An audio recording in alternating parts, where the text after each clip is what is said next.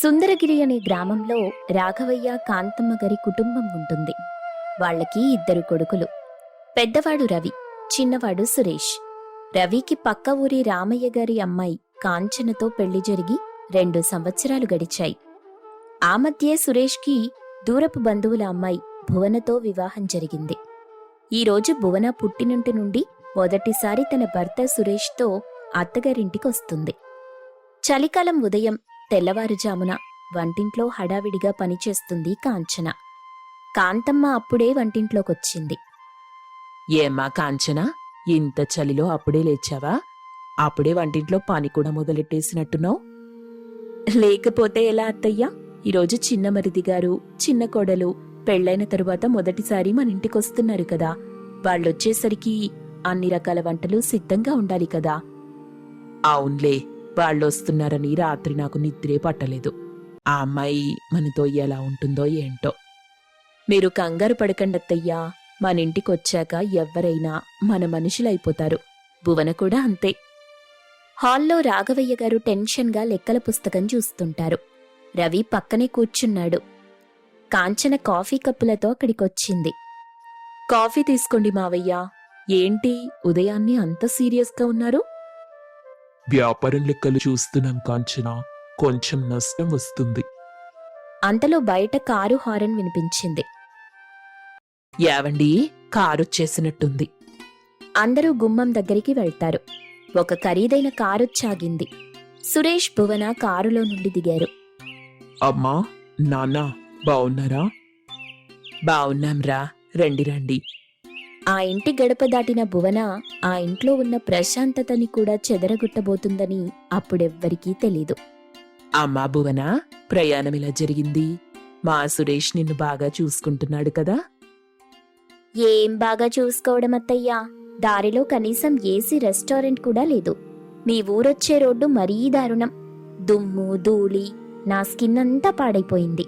మా నాన్నగారు ముందే చెప్పారు, ఆ పల్లెటూరి వాతావరణం నీకు పడదేమో, ఆలోచించుకో అని. నేనే వినలేదు. మా ఊరు కాస్త వెనకబడిన ప్రాంతమేనమ్మా, కాని మనుషులు మాత్రం మంచోళ్ళు. కొన్ని రోజులుంటే అలవాటవుతుంది. అవునమ్మా భువన, సిటీలో ఉన్న సౌకర్యాలిక్కడ లేకపోవచ్చు, కానీ ఇక్కడ దొరికే స్వచ్ఛమైన గాలి, నీళ్లు అక్కడ దొరకవు. ఓ, స్వచ్ఛమైన గాలా? అదేంటో నాకు మాత్రం దుర్వాసనొస్తోంది.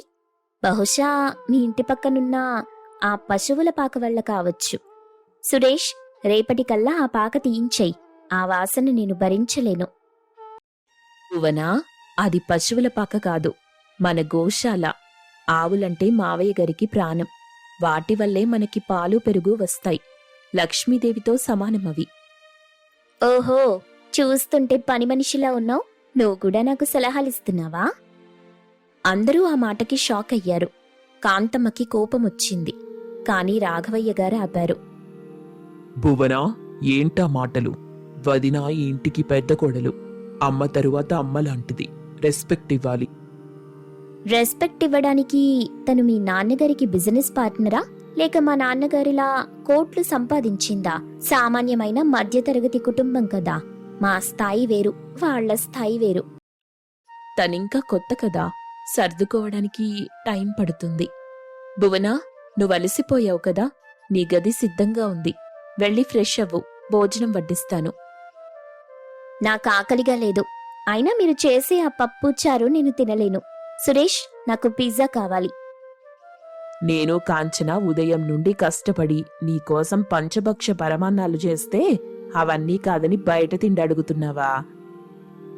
అత్తయ్యా, ఎమోషనల్ బ్లాక్మెయిల్ చేయకండి. నాకు నచ్చింది నేను తింటాను. ఈ ఇంటి కోడలిగా వచ్చాను గాని జైలుకి ఖైదీలా రాలేదు. భువన విసురుగా తన గదిలోకి వెళ్ళిపోయింది. సురేష్ తలదించుకుంటాడు. సురేష్, ఏంట్రా ఇది? పెళ్ళైన 2 రోజులకే ఇంత అహంకారమా? పెద్దలంటే గౌరవం లేదు, తోడికోడలనే మర్యాద లేదు. ఏం చేయమంటారు నాన్న, తను పెరిగిన వాతావరణం అలాంటిది. భూషణం మావయ్య గారి గారాబం వల్లే తనిలా తయారైంది. నేను తన మనసు మారుస్తాను. నాకు కాస్త టైం ఇవ్వండి. మావయ్య గారు, సురేష్ చెప్పింది నిజమే. మనం ప్రేమతో మార్చుకుందాం. కోపగించుకుంటే దూరం పెరుగుతుంది తప్ప తరగదు. నేనెళ్ళి తనకి నచ్చినట్టుగా ఏదైనా చేసి పెడతాను. మధ్యాహ్నం భోజనాల సమయం. డైనింగ్ టేబుల్ మీద రకరకాల వంటలున్నాయి. కాంచన వడ్డిస్తుంది. భువన మాత్రం ఫోన్ చూస్తూ కూర్చుంది. భువన, ఇదిగో గుత్తి వంకాయ కూర, మా అత్తయ్య గారి స్పెషల్. ఒక్క ముద్ద తిని చూడు. Oil, too much oil. ఇంత నూనె తింటే నా ఫేస్లో పింపుల్స్ వస్తాయి. మీరంటే ఎలా ఉన్నా తింటారు. నేను డైట్ మెయింటైన్ చేస్తున్నాను. నాకు బాయిల్డ్ వెజిటేబుల్స్ కావాలి. అయ్యో, నువ్వు అడిగుంటే చేసేదాన్ని కదా. పర్లేదు, ఇప్పుడు సలాడ్ కట్ చేసిస్తాను. కాంచనా, నువ్వేం పని మనిషివి కాదు. అందరికీ వండింది తినకుండా స్పెషల్గా కావాలంటే తనే చేసుకుంటుంది. నువ్వు కూర్చో. చూసావా సురేష్, మీ అమ్మగారికి నా మీద ఎంత ప్రేమో. నేను వంటింట్లోకి వెళ్తే ఆ పొగకి నా ఫేస్ గ్లో పోతుంది. అయినా మా ఇంట్లో 10 మంది పనివాళ్లుంటారు. ఇక్కడ చూస్తే మంచినీళ్లు కూడా నేనే తెచ్చుకోవాలి. భువనా, ఇది మనిల్లు. మన పనులు మనం చేసుకోవడంలో తప్పులేదు. అయినా నేనున్నాను కదా, నీకేం కావాలన్నా చేసి పెడతాను. కాంచన ప్రేమగా భువనకి మంచినీళ్ల గ్లాస్ అందిస్తుంది. భువన కావాలనే చేత్తో గ్లాసు విడిచిపెడుతుంది. నీళ్లు కాంచన చీర మీద పడ్డాయి. అయ్యో సారీ కాంచన, చూసుకోలేదు. అయినా అదెలాగో పాత చీరే కదా, పెద్దగా నష్టమేం లేదులే, పోయి మార్చుకో. కాంచన కళ్ళలో నీళ్లు తిరిగాయి. కాని ఏమీ అనకుండా అక్కడి నుండి వెళ్ళిపోతుంది. రవికి కోపమొచ్చి లేవబోతుంటే కాంచన సైగ చేసాపింది. తప్పు చేస్తున్నావు భువనా. నీకంటే పెద్దది, పైగా ఈ ఇంటి పెద్ద కోడలు. ఆమెను అవమానిస్తే నన్నవమానించినట్టే. ఆ చీర పాతదే కావచ్చు, కానీ ఆమె మనసు బంగారం. ఓహో, మీరంతా ఒక్కటన్నమాట. నన్నొంటరిని చేసి ఆడుకుంటున్నారు. సురేష్, చూస్తున్నావా మీ ఇంట్లో నాకు జరుగుతున్న అవమానం? భువనా, ప్లీజ్, చిన్న విషయానికి రాద్దంతం చెయ్యకు. నీదే తప్పు. వదిన నీకు సేవ చేస్తుంటే నువ్వు ఆమెను ఇన్సల్ట్ చేస్తున్నావు. సేవ చేయడానికే కదా ఉంది. ఆమెకి పుట్టింటి ఆస్తి లేదు, చదువు లేదు, కేవలం వంటింటికే పరిమితం. నేనలా కాదు, MBA చదివాను. రేపొద్దున మీ బిజినెస్ కూడా నేనే చూసుకుంటాను. అప్పుడు ఈమె నా కిందే పనిచేయాలి. నోరు అదుపులో పెట్టుకో భువనా. కాంచన చదువుకోలేదని ఎవరు చెప్పారు? డిగ్రీ చదివింది. మా ఇంటి కోసం, మా బాగోగుల కోసం ఉద్యోగం చేయకుండా ఇంటి బాధ్యత తీసుకుంది. ఆమె త్యాగం నీకు చేతగానితనంగా కనిపిస్తుందా? అలా మాటకి మాట అనుకుంటూ భోజనం పూర్తి చేసింది ఆ కుటుంబం. సాయంత్రం కాంచన తన గదిలో ఉండగా రవి లోపలికొస్తాడు. కాంచనా, ఎందుకిలా భరిస్తున్నావు? ఆ భువన మాటలు వింటుంటే నా కొళ్ళు మండుతుంది. నువ్వొక్క మాట గట్టిగా మాట్లాడితే తను నోరు మూసుకుంటుంది కదా. ఏవండి, గట్టిగా మాట్లాడితే గొడవ పెరుగుతుంది తప్ప తరగదు. తను చిన్నపిల్ల. డబ్బుందన్న గర్వం, అది పోవాలంటే మనం ప్రేమతోనే గెలవాలి. మావయ్య గారిప్పటికే వ్యాపారంలో నష్టాలతో బాధపడుతున్నారు. ఇప్పుడు ఇంట్లో గొడవలు కూడా ఉంటే ఆయన తట్టుకోలేరు. మన కుటుంబం ముక్కలవటం నాకిష్టం లేదు. నీ ఓపికకి దండం పెట్టాలి కాంచనా. కాని ఒకటి గుర్తుపెట్టుకో, పాముకి పాలు పోస్తే అది కాటు వేయకుండా ఉండదు. భువన మారే రకం కాదు. మారుతుందండి. ఏదో ఒకరోజు నా ప్రేమ ఆమెని మారుస్తుంది. నాకా నమ్మకముంది. ఇంతలో బయట హాల్లో పెద్ద శబ్దం వినిపిస్తుంది. ఏదో కింద పడి పగిలిపోయిన శబ్దం. అయ్యో అని కాంతం అరుపు వినిపిస్తుంది. రవి, కాంచన పరిగెత్తుకుంటూ వెళ్తారు. హాల్లో కాంతమ్మకి చాలా ఇష్టమైన రాఘవయ్య గారు పెళ్లి రోజు కానుకగా ఇచ్చిన పెద్ద పింగాణి ఫ్లవర్ వాస్ ముక్కలై ఉంది. భువన పక్కనే నిలబడుంది. చేతిలో బాల్ ఉంది. ఆమె బాల్తో ఆడుతూ ఉండగా అది తగిలి పడిపోయినట్టు అర్థమవుతుంది. నా బాస్, మీ మావయ్య గారు ఎంత ప్రేమగా చేయించి ఇచ్చింది ఇది పగలగొట్టేశావా? అబ్బా అత్తయ్యా, దానికి ఎందుకంత సీన్ చేస్తారు? ఏదో టైంపాస్కి బాల్ విసిరాను, తగిలింది. అయినా అది పాతబడిపోయింది. Outdated design. రేపు మా డాడీని అడిగి ఫారెన్ నుండి ఇంకోటి తెప్పిస్తానులేండి. డబ్బుతో అన్నింటినీ కొనలేవు భువన. అది కేవలం వస్తువు కాదు, నా జ్ఞాపకం. నీకు బంధాల విలువ, జ్ఞాపకాల విలువ తెలీదు. సురేష్, వింటున్నావా? మీ అమ్మ నన్ను తిడుతుంది. ఒక పాత ఫ్లవర్ వాస్ కోసం నన్నింత మాటలంటారా? నేను ఇంట్లో ఒక్క క్షణం కూడా ఉండను. ఇప్పుడే వెళ్ళిపోతాను. భువన విసురుగా తన గదిలోకెళ్లి సూట్ కేస్ సర్దుకోవటం మొదలెట్టింది. భువన, ఆగు. అమ్మ బాధలు అలా అనింది. వద్దు సురేష్, నన్ను అవమానించిన చోట నేనుండను. రా, మనం మా డాడీ వాళ్ళ ఇంటికెళ్ళిపోదాం. హాల్లో అంతా నిశ్శబ్దం. కాంచన నెమ్మదిగా భువన గదిలోకెళ్ళింది. భువన, ఒక్క నిమిషం ఆగు. నువ్వడ్డురాకు. నీ అత్తయ్య చేసిన పనికి నువ్వు సంతోషిస్తున్నావు కదా. నేనెళ్ళిపోతే ఈ ఇల్లు నీ సొంతమవుతుందనే కదా. చూడు భువన, ఈ ఇల్లు ఇటుకలతో కట్టింది కాదు, బంధాలతో కట్టింది. నువ్వు వెళ్ళిపోతే ఇక్కడ ఎవ్వరికీ ఆస్తి కలిసిరాదు. కాని చిన్న కొడలు అత్తరింటికొచ్చిన రెండో రోజే అలిగి వెళ్ళిపోయిందంటే ఆ మచ్చ నీ పుట్టింటికే వస్తుంది. మీ నాన్నగారు భూషణం గారి పరువు బజారున పడుతుంది. ఆలోచించుకో. కాంచన మాటలకి భువన ఆలోచనలో పడింది. అత్తయ్య గారికి ఆ వాజ్ అంటే ప్రాణం. ఆ బాధలు అన్న మాటల్ని నువ్వు సీరియస్గా తీసుకుని వెళ్ళిపోతే రేపూరంతా మీ నాన్నగారి పెంపకం గురించి తప్పుగా మాట్లాడుకుంటారు. డబ్బున్న గర్వంతో అత్తమామల్ని వదిలేసొచ్చింది అంటారు. అది నీకిష్టమేనా? భువన కాంచన వైపు తీక్షణంగా చూస్తుంది. ఆమె ఈగో దెబ్బతింది. కాని కాంచన చెప్పింది నిజమేనని ఆమెకు అర్థమైంది. నన్ను బెదిరిస్తున్నావా కాంచనా? లేదు, జరగబోయేది చెప్తున్నాను. ఈ ఇంట్లో ఉండాలా వద్దా అనేది నీ ఇష్టం. కాని వెళ్లే ముందు ఒక్కసారి మీ నాన్నగారి పరువు గురించి ఆలోచించు. సరే, ఉంటాను. కాని నువ్వు చెప్పావని కాదు, మా డాడీ పరువు కోసం. కాని గుర్తుపెట్టుకో, ఈరోజు నన్నాపావు. కాని ఈ ఇంట్లో ఇకపై ప్రతిరోజు నాకు నచ్చినట్టే జరగాలి. లేకపోతే ఈ ఇంటిని నరకం చేస్తాను. కాంచన సహనం భువనని మారుస్తుందా, లేక భువన పంతం ఈ కుటుంబాన్ని ముక్కలు చేస్తుందా? భువన ప్రవర్తన వల్ల కుటుంబంలో జరిగే గొడవలేంటి? ఇవన్నీ తెలియాలంటే వచ్చే ఎపిసోడ్ కోసం ఎదురు చూడాల్సిందే. గత ఎపిసోడ్లో సుశీల మాటల వల్ల ప్రభావితమైన కాంతమ్మ సుశీల చెప్పినట్టు కాంచనని రవితో తిట్టించేలా చేస్తుంది. రవి తిట్టేసరికి కోపంతో కాంచన తన గదిలోకెళ్లి తలుపేసుకుంది. ప్రస్తుతం గది తలుపు వేసుకున్న కాంచన గదిలోపల కోపంతోనో ఏడుపుతోనో లేదు. ఆమె ఆలోచిస్తోంది. తన అత్తమ్మ కాంతమ్మ గారికి కొంచెం పంతం, కాస్త బద్ధకం, మరికొన్ని మూఢనమ్మకాలు ఉన్నాయే తప్ప ఇలా పక్కా ప్లాన్తో కొడుకుని కోడల మీదికి ఉసిగొల్పేంత కుతంత్రం ఆమె మనసులో లేదు. కాంచన కళ్లలో ఇప్పుడు నీళ్లు లేవు. ఒక స్పష్టమైన ఆలోచనుంది.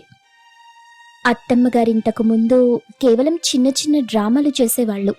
కాని ఈరోజు రవిని నా మీదకి అంతగా రెచ్చగొట్టారంటే దీని వెనుక ఖచ్చితంగా ఆ సుశీల ఆంటీ హస్తముంది. ఆవిడ వచ్చేళ్లాక అత్తమ్మలో ఈ మార్పొచ్చింది. ఇలాగే వదిలేస్తే ఇలాంటి సుశీలలు నా కాపురంలో నిప్పులు పోస్తారు. అత్తమ్మకి సుశీల అసలు రంగు చూపించాలి. గది బయట కాంతమ్మ, రాఘవయ్య, రవి ఆందోళనగా ఉన్నారు. కాంచన తన గదిలో ఏం చేస్తుందోనని వాళ్లు టెన్షన్ పడుతున్నారు. ఇంతలో కాంచన మెల్లగా తలుపు తీసి బయటకొచ్చింది. హాల్లో రవి తలపట్టుకుని కూర్చునున్నాడు. కాంతమ్మ గారు ఒక మూల నేరస్తురాలిలా నిలబడున్నారు. రాఘవయ్య గారు ఏదో న్యూస్ పేపర్ చూస్తున్నట్టు నటిస్తున్నా ఆయన దృష్టంతా అక్కడే ఉంది. రవిగారు, మీరోపికగా ఒక్క నిమిషం నా మాట వింటారా? కాంచనా, ఇందాక నేనేదో ఆవేశంలో నీపైన కోపగించుకున్నాను. అమ్మలా ఏడుస్తుండేసరికి తట్టుకోలేక నీ మీద అరిచాను.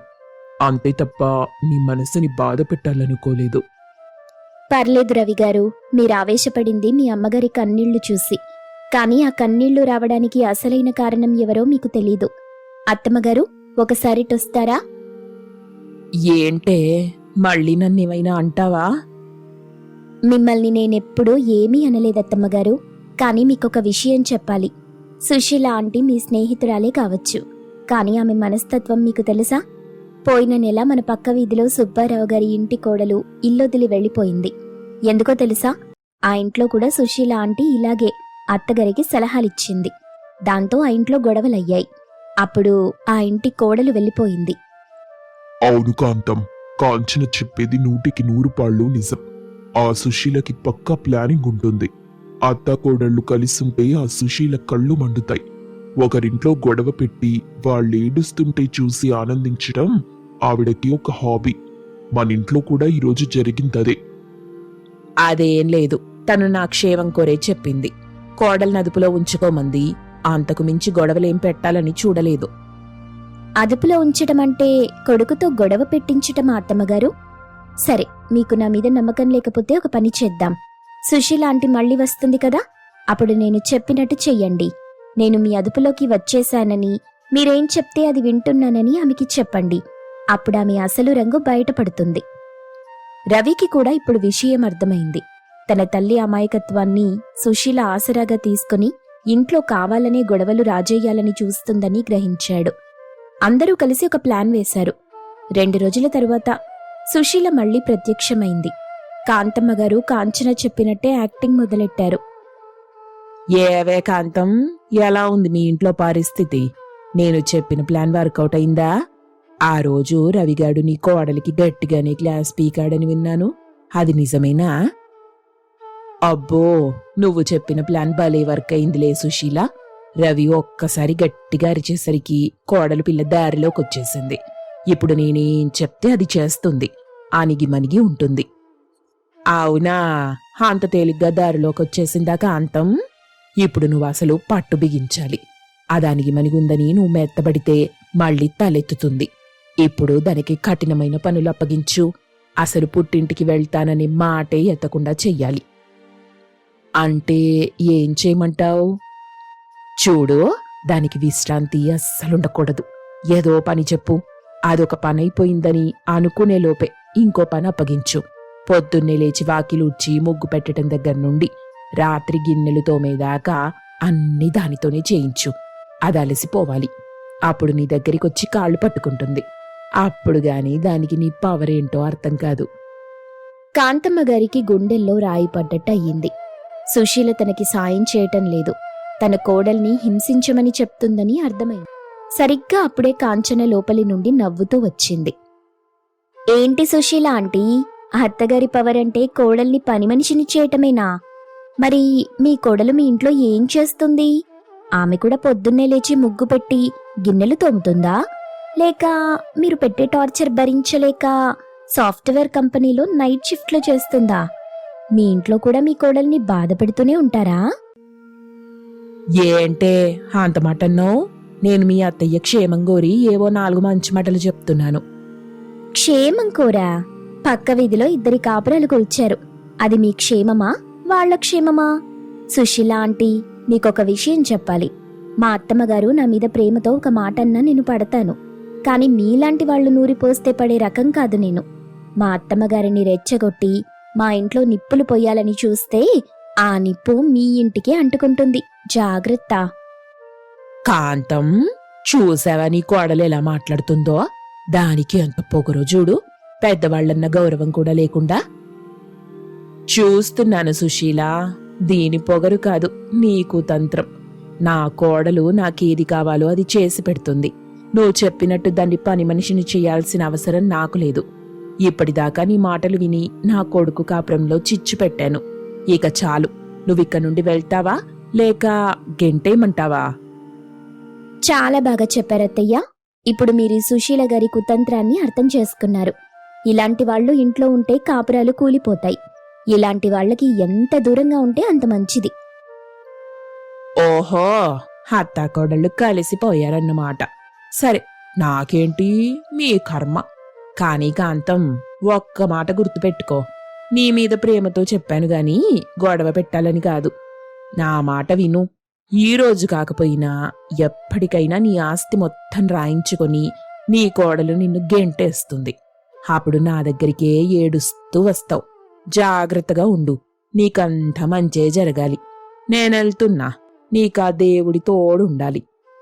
సుశీల మొసలి కన్నీరు కారుస్తూ అక్కడి నుండి ఆవేశంగా బయటికెళ్ళిపోయింది. కాని వెళ్తూ వెళ్తూ ఆమె విసిరిన ఆస్తి అనే బాణం కాంతమ్మగారి మనసులో ఒక మూలన గుచ్చుకుంది. హాల్లో అంతా నిశ్శబ్దం. కాంచన అత్తమ్మ దగ్గరికెళ్లి చేతులు పట్టుకుంది. అత్తమ్మగారు, చూశారు కదా ఆవిడ అసలు రంగు. ఇలాంటి వాళ్ల మాటలు నమ్మకండి. మన కుటుంబంలోకి 3వ వ్యక్తిని మనం రానివ్వకూడదు. అవును కాంచన, తప్పు చేశాను. సుశీల మాటలు విని రవిని నీ మీదికి ఉసిగొల్పాను. నన్ను క్షమించు తల్లి. క్షమించమని అడక్కండి అత్తమ్మగారు. మీరు నాకంటే వయసులో పెద్దవారు. చిన్న చిన్న గొడవలు కామన్, కానీ అవి మన మధ్యే ఉండాలి. 3వ వ్యక్తి దాకా వెళ్లకూడదు. అక్కడ జరిగే తతంగమంతా చాటు నుండి వింటున్న రవి, రాఘవయ్య గారు బయటకొచ్చారు. రవి కాంచన దగ్గరికొచ్చి సారీ చెప్పాడు. కుటుంబం మళ్లీ ఒక్కటైంది. కాని కాంతమ్మ గారి మనసులో సుశీల అన్న చివరి మాటలు మాత్రం మెదులుతూనే ఉన్నాయి. ఆస్తి తీసేసుకొని గెంటేస్తుంది అన్న మాట ఆమెని భయపెడుతోంది. ఆ రాత్రి కాంతమ్మ గారు నిద్రపోవటం లేదు. పక్కనే ఉన్న రాఘవయ్య గారు గుర్రు పెట్టి నిద్రపోతున్నారు. ఆమె ఆలోచనలన్నీ ఆస్తి మీదే ఉన్నాయి. సుశీల అన్నది నిజమైతే కాంచనిప్పుడు బానే ఉంటుంది. కాని రేపొద్దున మా ఆయన ఆస్తి మొత్తం రవి పేరు మీద, రవి ఆస్తి కాంచన పేరు మీదికి వెళ్తే నా పరిస్థితి ఏమిటి? కాంచన నన్ను బయటికి గెంటేస్తుందా? లేదు లేదు, కాంచన అలాంటిది కాదు. కానీ లోకం అలాగే ఉందిగా. మరుసటి రోజు పొద్దున కాంచన కాఫీ తీసుకొచ్చింది. కాంతమ్మ గారు ఆమెని ఒక రకమైన అనుమానంతో చూస్తున్నారు. కాంచన అది గమనించింది. ఏంటత్తమ్మ గారు అలా చూస్తున్నారు? మళ్ళీ ఏదైనా నొప్పి మొదలైందా? అదేం లేదులే కాంచన. అయినా నీకు మీ పుట్టింట్లో ఆస్తులేమైనా ఇస్తున్నారా ఏంటి? ఆస్తులా? మా అన్నయ్య గారు ఉన్నారు కదా అత్తమ్మగారు, పుట్టింట్లో ఆస్తులు ఆయనకే వెళ్తాయి. అయినా నాకు ఆస్తులెందుకు?